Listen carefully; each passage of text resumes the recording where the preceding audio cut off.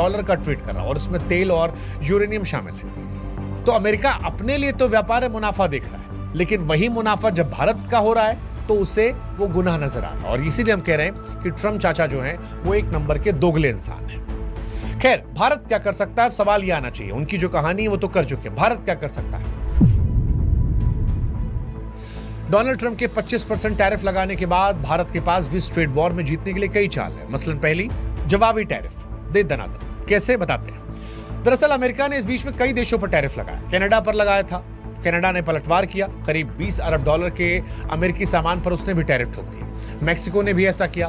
Brazil ने तो साफ साफ कह दिया कि अगर अमेरिका उनके एल्युमिनियम या स्टील पर टैरिफ बढ़ाएगा तो उसी भाषा में जवाब दिया जाएगा। सवाल ये कि भारत को पीछे क्यों रहना चाहिए?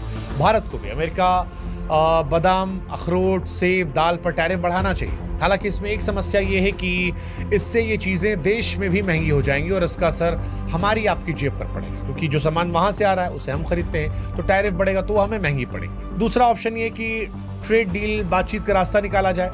दरअसल 25 अगस्त को अमेरिका से एक बड़ा दल भारत आ रहा है। उम्मीद की जा रही है कि सितंबर-अक्टूबर तक भारत अमेरिका की ट्रेड डील का पहला राउंड पूरा हो सकता है। भारत ने कई रियायतें पहले से दी हैं, जैसे अमेरिका की हार्ले डेविडसन बाइक पर टैक्स घटाया गया, शराब पर टैक्स कम किया गया है। लेकिन खेती और दूध जैसे मुद्दों पर शायद भारत नहीं झुकेगा।